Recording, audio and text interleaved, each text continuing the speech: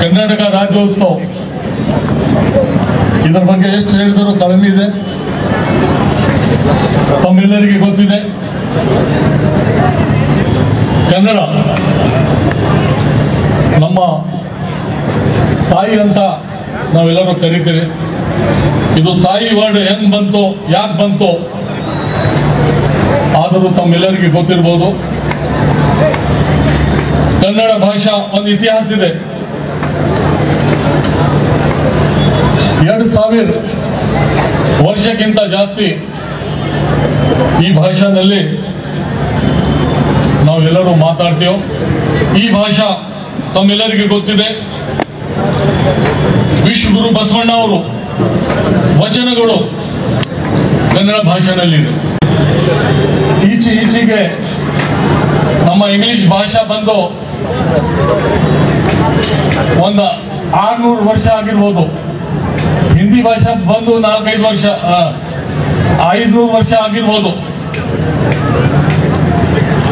But Kannada ಭಾಷಾ ಬಂದು 2.5 ವರ್ಷಕ್ಕಿಂತ ಜಾಸ್ತಿ ಈ ಭಾಷಾನಲ್ಲಿ ಎಲ್ಲ ಜನ ಒಂದು ಪ್ರೀತಿ ವಿಶ್ವಾಸದಿಂದ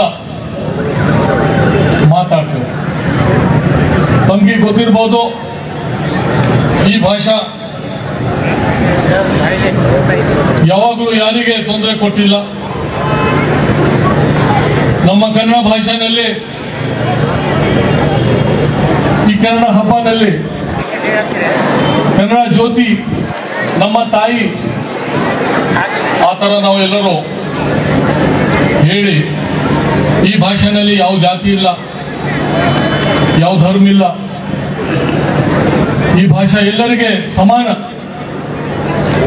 ಕೊಟ್ಟಿದೆ. ಆದರೂ ತಮಗೆ ಗೊತ್ತಿರಬಹುದು, ಮಹಾರಾಷ್ಟ್ರನಲ್ಲಿ ಆಗ್ಬೋದು, ಯುಪಿನಲ್ಲಿ ಆಗ್ಬೋದು, ಭಾಷಾ ಹೆಸರ ಮೇಲೆ ಸುಮಾರು ಜನಕ್ಕೆ ತೊಂದರೆ ಕೊಡ್ತಾರೆ. ಆ ತರ ನಮ್ಮ ಕರ್ನಾಟಕದಲ್ಲಿ ಭಾಷೆಯಲ್ಲಿಂದ ಜನಗೆ ಯಾರಿಗೆ ತೊಂದರೆ ಕೊಟ್ಟಿಲ್ಲ.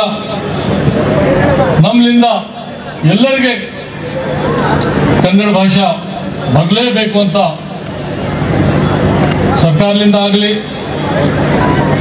ಸುಮಾರು ಹೋರಾಟಗಾರರಾಗಲಿ ಎಲ್ಲರೂ ಒಂದು ಪ್ರೀತಿ ವಿಶ್ವಾಸದಿಂದ ನಮ್ಮ ಕರ್ನಾಟಕದಲ್ಲಿ ಎಷ್ಟು ಜನ ಇದ್ದಾರೆ ಅವರಿಗೆಲ್ಲರಿಗೆ ಕನ್ನಡದಲ್ಲಿ ಭಾಷಾ ಬರಬೇಕು, ಕನ್ನಡದಲ್ಲಿ ಓದಬೇಕಂತ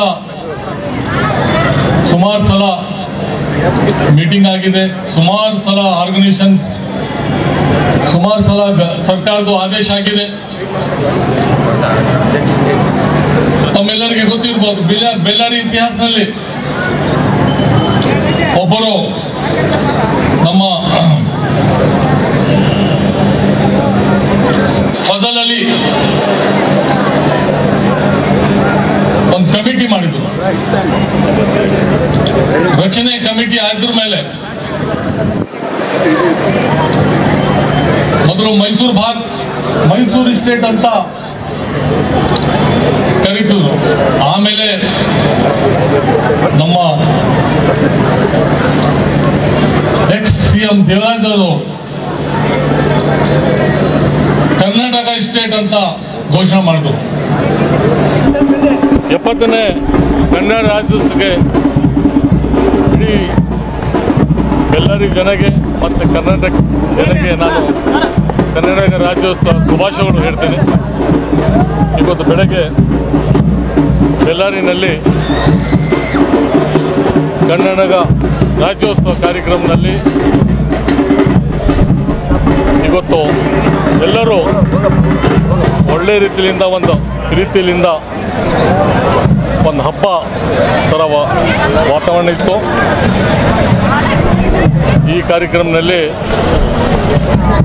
ಸುಮಾರು ಜನ ಬಂದಿದ್ದರು. ಮತ್ತು ಬೆಳ್ಳಾರಿದು ಒಂದು ಇತಿಹಾಸ ಇದೆ. ತಮಗೆ ಗೊತ್ತಿದೆ, ರಂಜಾನ್ ಪೈಲ್ವಾನ್ ಅಂತ ಪ್ರಾಣ ಕೊಟ್ಟಿದ್ದಾರೆ. ಬೆಳ್ಳಾರಿ ಸಲಹೆ ಮತ್ತು ಕನ್ನಡ ಸಲಹೆ ಮತ್ತು ಬೆಳ್ಳಾರಿ ಕರ್ನಾಟಕದಲ್ಲೇ ಇರಬೇಕಂತ, ಇಲ್ಲಾಂದರೂ ಆಂಧ್ರನಲ್ಲಿ ಹೋಗ್ಬೋದು ಇತ್ತು. ಅದ್ರ ಸಲಗೆ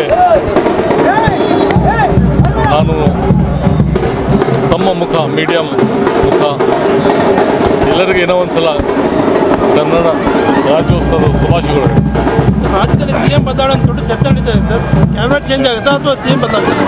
ಇನ್ನು ಆ ಥರ ಯಾವುದೂ ಇಲ್ಲ ನಮ್ಮ ಮಾಹಿತಿ ಪ್ರಕಾರ.